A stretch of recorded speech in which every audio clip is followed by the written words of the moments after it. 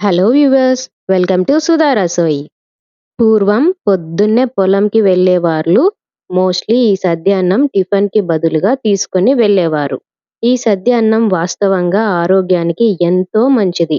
కొన్ని ఆరోగ్య సమస్యలు ఉన్నవాళ్ళు 1, 2 నెలలు తింటే పేగుల్లో రక్షణ వ్యవస్థ చాలా పెరుగుతుంది. ఈ సద్య అన్నం తయారీ తెలుసుకునే ముందు మీకోసం ఒక పొడుపు కథ. పాతాళ లోకం నుండి వచ్చినవాడు, పటాకులలా గిరగిరా తిరిగినవాడు, మండుతున్న నిప్పులో కాలినవాడు, అందరి ఇంట్లో ప్రవేశించినవాడు. ఇంతకీ వాడెవడు? బాగా ఆలోచించండి.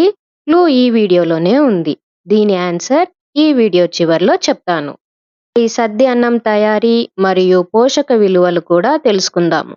సాయంత్రం మిగిలిన అన్నం లేదా ఫ్రెష్‌గా వండిన అన్నంని తీసుకొని వెచ్చని పావు నుంచి అర లీటరు పాలు, నీరు పోసి కలిపి పెట్టేసుకోవాలి. కొద్దిగా పులిచిన పెరుగు వేసి బాగా కలిపి పైన ఉల్లిపాయ ముక్కలు, పచ్చిమిర్చి చీలికలు వేసి రాత్రంతా అలా మూత పెట్టి వదిలేస్తే మార్నింగ్‌కంతా ఫర్మెంట్ అయిపోతుంది. ఇందులోని లాక్టోబాసిల్లస్ ప్రోబయోటిక్ బ్యాక్టీరియా గట్ హెల్త్‌కి చాలా చాలా మేలు చేస్తుంది. ఈ బ్యాక్టీరియాలు ఎంత పుష్కలంగా ఉంటే అంత మంచిది. సమ్ టైప్ ఆఫ్ వైరస్‌ని చంపడానికి కూడా హెల్ప్ చేస్తుంది.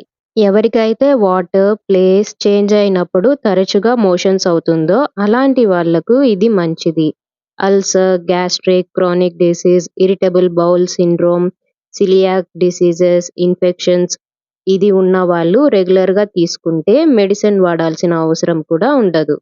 నచ్చిన వాళ్ళు ఉల్లిపాయ ముక్కలు, పచ్చిమిర్చితో పాటు నంజుకొని తినొచ్చు. ఇన్ని మంచి పోషకాలు ఉన్న ఈ సద్య అన్నంని అప్పుడప్పుడు అయినా తీసుకొని ఎండాకాలంలో కొంచెం ఎక్కువ సార్లు తీసుకొని హెల్తీగా ఉండండి.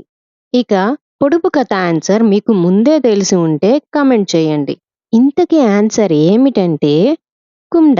అంతే కదండి, భూమి నుంచి వచ్చినవాడు, బాగా తిప్పి తయారు చేసింది, మండే నిప్పులో కాల్చిన తరువాత మన ఇంట్లోకి వచ్చింది. సరిపోయింది కదా. Thank you for watching.